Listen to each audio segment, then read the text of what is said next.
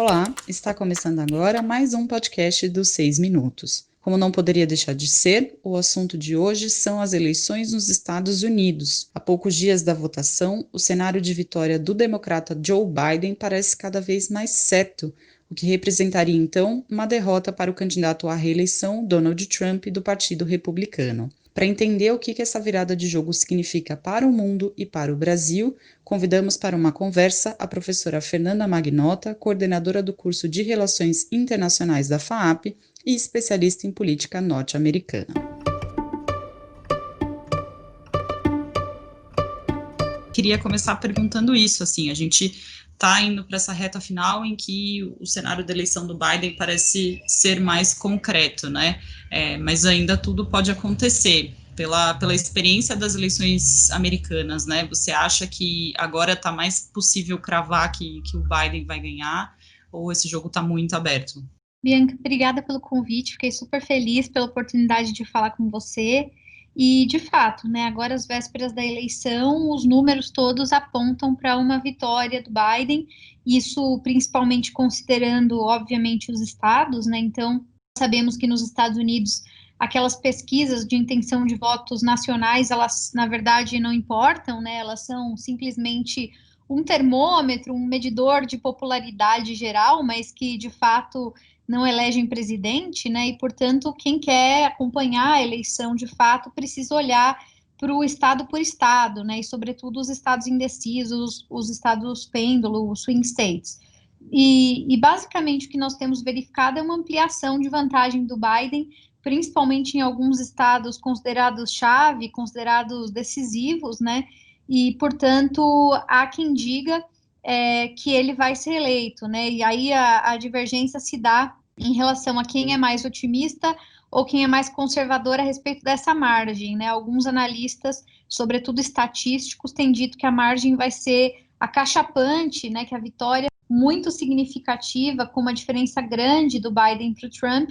Outros ainda são um pouco reticentes em apostar tão alto, né? Mas no momento eu diria que a voz em uníssono das pesquisas sinaliza sim para uma vitória do Biden. Nos Estados Unidos, como o voto não é obrigatório e existe todo ano uma discussão intensa sobre comparecimento, a gente costuma dizer que o jogo só acaba quando termina, né? Porque, afinal de contas, as pesquisas dão esses resultados que eu acabei de falar, mas isso assumindo que o eleitorado predisposto a votar nesses candidatos, de fato, vá às urnas, né?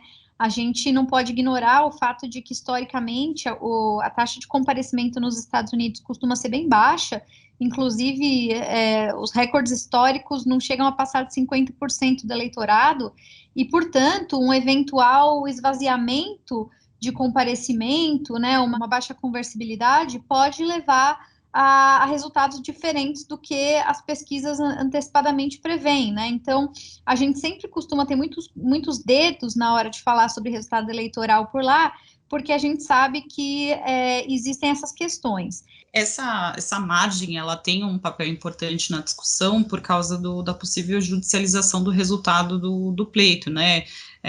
Tem quem diga que se o Biden ganhar com uma margem muito grande, o Trump perde força para questionar as eleições na justiça.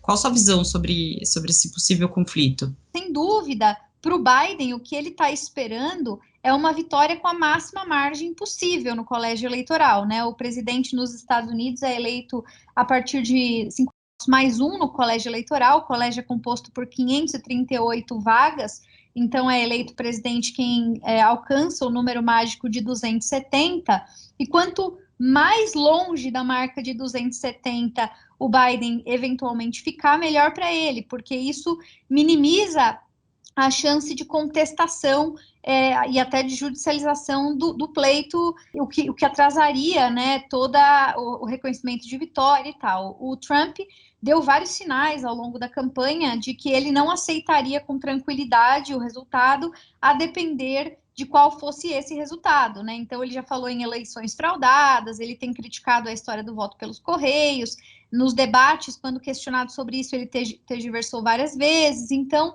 eu diria que a expectativa do Biden é ficar o mais longe possível de 270, ou seja, o maior número possível além de 270, porque se ele ficar muito próximo da margem, podendo ser contestado com base em um outro estado, isso pode nos levar de volta a uma disputa análoga ao que nós vimos nos anos 2000, quando naquela época Bush filho e Al Gore, no processo de recontagem de votos na Flórida, que foi parar na Suprema Corte Americana, acabou invertendo o resultado das eleições, né? Então, o único estado, uma vez recontado, ele deu a vitória ao George Bush e tirou a vitória das mãos do Al Gore. Poderia levar mais tempo do que aconteceu lá em 2000 com o Bush e o Al Gore. Acho que ali foi um pouco mais de um mês, né? Mais ou menos esse tempo. Pois é, poderia, né? Vai depender muito dos trâmites. Agora, pela experiência que a gente tem acompanhando os Estados Unidos, eles são super mega institucionalistas, né? Seria muito instável para um país como os Estados Unidos permanecerem tanto tempo sem definição.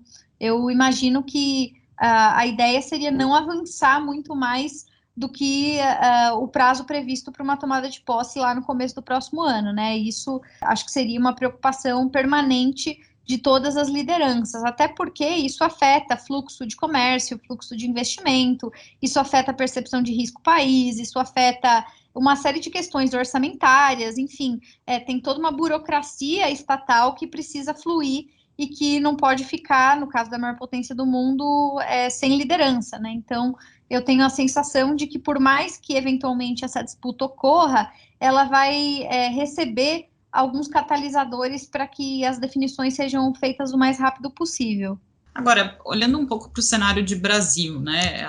O que o Brasil tem a ver com essas eleições? Essa possível vitória do Biden, como é que ela impacta primeiro as relações que o governo Bolsonaro tem com o governo dos Estados Unidos, notadamente, principalmente por causa desses últimos acontecimentos, do Bolsonaro embarcando um pouco nessa tese do Trump do vírus chinês? Como é que fica a partir do momento se a gente imaginar que o Biden vai realmente ganhar? Olha, Bianca, sem dúvida para o governo brasileiro do presidente Bolsonaro, a vitória do Biden não é uma boa notícia, né? Vai ser recebida com bastante preocupação.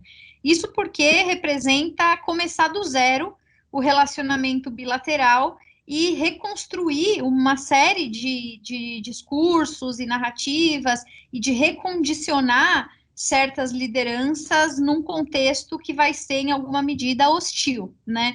Então, o governo brasileiro, sem dúvida, torce desesperadamente por uma vitória do Trump, porque a vitória do Trump, nesse momento, seria uma espécie de garantia de continuidade. A gente até pode discutir se é uma continuidade boa ou não para o Brasil, mas aos olhos do governo brasileiro como diz o ditado, né, o diabo que a gente conhece. Então, geralmente as pessoas tendem a preferir o diabo que elas conhecem ao diabo que elas não conhecem, né, para ficar na frase anedótica.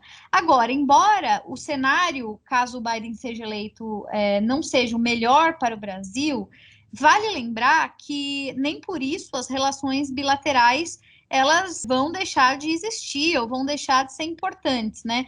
Eu vejo muita gente analisando esse cenário hipotético e descrevendo o futuro das relações bilaterais como um futuro de terra arrasada, né? Como se então a eleição do Biden representasse o fim do trato bilateral. E não é o caso, né? A gente sabe que essas relações bilaterais, elas são complexas, elas são particularmente especiais. Se a gente olhar para a história, né, vale lembrar que os Estados Unidos foram o primeiro país a reconhecer, lá em 1822, a independência do Brasil. O Brasil, inclusive, por um certo período, chamou Estados Unidos do Brasil, em referência a essa relação. Aqui nós adotamos uma série de parâmetros institucionais muito inspirados nos Estados Unidos, né, o sistema presidencialista, legislativo bicameral e tal. E se a gente olhar em termos de política externa, a interface entre esses dois países representa há mais de 200 anos a maior linha de continuidade das relações que nós temos aqui do ponto de vista da diplomacia brasileira, né? Do ponto de vista econômico, científico, tecnológico, cultural, enfim. Então, não dá para dizer que uma troca de governo acaba com tudo isso e simplesmente a gente começa um contexto completamente do zero. Agora, por que as pessoas têm dito que vai haver algum tipo de ajuste necessariamente? vai haver algum tipo de ajuste necessariamente, porque o que o governo Bolsonaro promoveu foi um alinhamento automático, né, entre o Brasil e os Estados Unidos, mas não foi exatamente uma política de Estado. Foi mais uma política de governo. Então, o governo Bolsonaro se aliando ao governo trumpista, e não necessariamente o Brasil se aliando aos Estados Unidos, né? Se a gente olha para o texto produzido lá no começo do período, né, de vigência desse governo pelo chanceler Ernesto Araújo, aquele que ficou famoso, né, chamado Trump e o Ocidente, lá ele vai fazer uma defesa apaixonada, uma defesa quase identitária do que o Trump representa em termos de valores, né, de visões de mundo. Então há uma associação muito pouco pragmática e bastante ideológica que reverberou em um laço quase umbilical, né? Então, nesse sentido, dá para dizer que o Brasil se associou bastante ideologicamente e, quando faz isso, se vulnerabiliza, porque estados permanecem, governos vão e vêm, né? A gente aprende lá no primeiro dia das aulas de relações internacionais que os países não têm amigos, os países têm interesses. E essa é a problemática de nós investirmos em uma pauta pouco pragmática e muito umbilicalmente ligada ao campo ideológico. Caso o governo Biden seja eleito, né, o presidente Biden seja eleito e passe a ser governo nos Estados Unidos, a gente vai ter que recondicionar toda essa narrativa. Então, em primeiro lugar, é muito improvável que seja possível manter um ministro como Ernesto Araújo, né? Provavelmente o primeiro passo seria substituir o chanceler e tentar recondicionar as relações em todas as frentes. Alguns elementos devem continuar, né? Então, as negociações comerciais, na área de defesa, energia, infraestrutura, isso não vai deixar de existir, até porque a gente sabe que existem grupos pró-business que vão continuar mobilizados, querendo que essas pautas avancem, né? Então, o Brasil vai continuar insistindo na história da OCDE, o Brasil vai continuar querendo manter o status de aliado extra-OTAN que o Trump prometeu, essas coisas todas, elas dificilmente vão se alterar. Agora, por exemplo, existem duas pautas que neste momento não são caras ao governo Trump e que, portanto, não geram pressão sobre o governo brasileiro e numa eventual gestão Biden vão se tornar centrais. Primeiro, e antes de mais nada, pauta ambiental e segundo, pauta social, pauta trabalhista.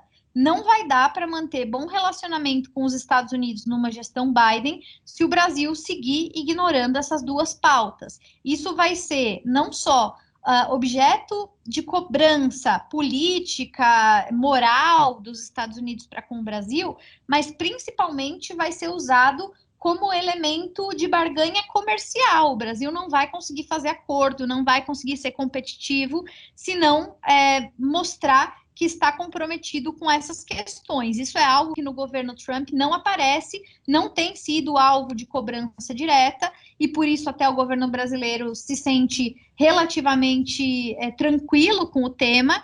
Agora, na gestão Biden vai ser bem diferente. Eu diria que a única, talvez, linha de continuidade mais óbvia, assim, que independe muito de Trump ou Biden, em termos aqui de Brasil, talvez seja a questão da Venezuela em política externa, porque tanto Biden quanto o Trump têm uma visão bastante crítica, né, do presidente Nicolás Maduro.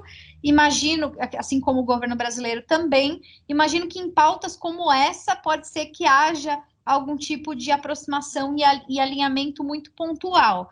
Mas, em linhas gerais, o resumo da ópera é mais ou menos esse. Eu não acho que vai haver ruptura completa, acho que há uma base de sustentação de longo prazo que permite falar em manutenção de boas relações, mas essas boas relações vão depender de uma série de ajustes, inclusive ajustes profundos, que vão trazer ao Brasil novos temas de preocupação que vão ser impossíveis de ignorar, Bianca.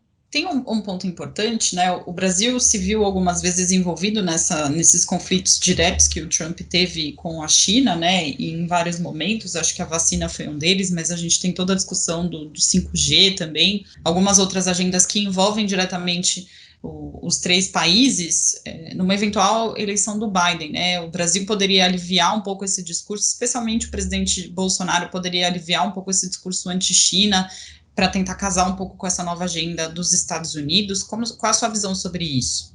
Olha, Bianca, eu vejo que entre as continuidades eventuais, né, de uma transição Trump-Biden, está a China. As pessoas, às vezes, costumam descrever o Biden como alguém muito mais tranquilo em relação à China, muito mais condescendente e tal, mas não é o caso, né? O Biden, quando foi, inclusive, vice-presidente do Obama, era dentro do governo um dos líderes mais críticos da política chinesa, e ele chegou a declarar muitas vezes, inclusive publicamente, que estaria disposto a elevar barreiras contra a China, promover guerra comercial contra a China. Então, coisas que o Trump fez anos depois já estavam no discurso do Biden naquele tempo, né, naquela época. E eu acho muito improvável que o Biden afrouxe essa corda, né? Inclusive porque esse é um dos poucos pontos de convergência de opinião pública. A opinião pública americana é absolutamente crítica, né, dessa política chinesa. Então, eu não vejo muitos motivos para o Biden ceder. E, por consequência, né, se a gente está falando aqui que, no caso da política bilateral Estados Unidos e China, há uma continuidade desse tensionamento, eu entendo que também haverá incentivos, né, do governo americano para com o Brasil, para que o Brasil, enquanto aliado americano, também faça pressão contra a China, né? Então, sobretudo no caso do 5G, dessas disputas tecnológicas que têm se asseverado bastante, né?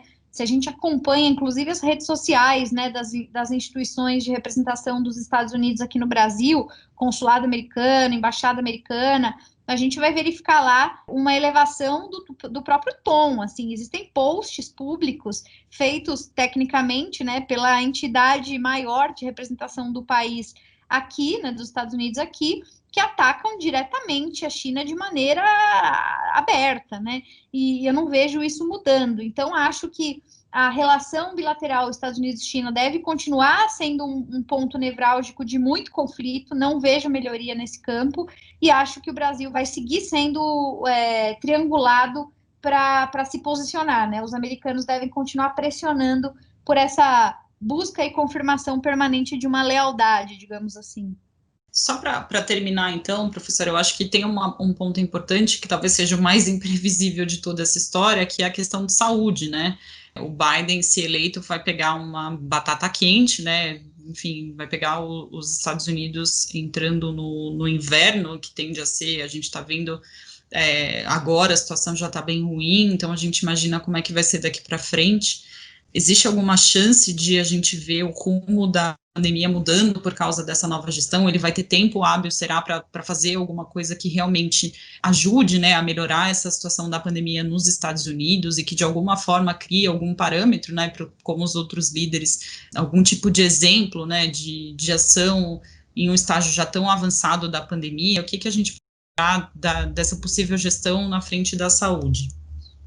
Olha, acho que num primeiro momento vai ter uma força-tarefa que já tem, inclusive, sido realizada, né? Já vem sendo realizada, que é relacionada à vacina. Então, acho que o primeiro grande passo de qualquer governo que seja eleito vai ser trabalhar em torno da vacina, porque a vacina ela desencadeia uma série de outras possibilidades de ação, né? Que vão ser entendidas como prioritárias.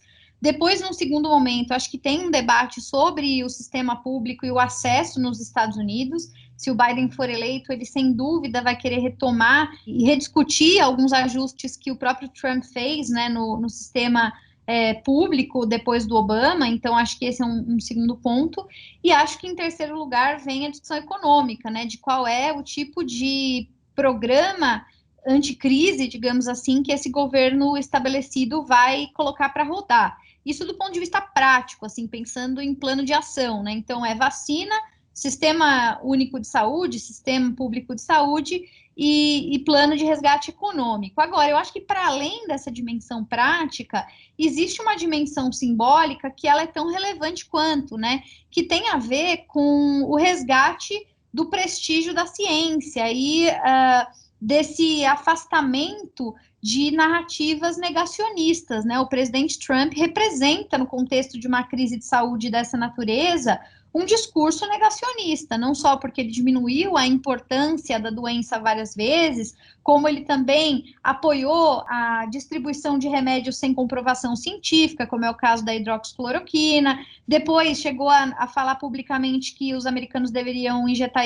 detergente no próprio corpo. Naquela mesma tarde, os serviços de emergência de Nova York registraram um número recorde de envenenamento por detergente, né? Então, existem algumas questões que, num primeiro momento, podem parecer menores, são apenas palavras, são discursos, mas que têm vindo, né, da boca de quem vem, vindo de uma liderança como um presidente norte-americano, um peso simbólico enorme. Inclusive, geram salvo-conduto para que outras lideranças mundo afora passem a também fazer eco, fazer coro nesse tipo de narrativa. Então, essa coisa de fake news, essa coisa de desqualificar a pesquisa, essa coisa de virar as costas para a comunidade médica, acho que uma eventual derrota do Trump também serve como uma resposta à sociedade americana e internacional de que existem limites que não podem ser cruzados, Bianca.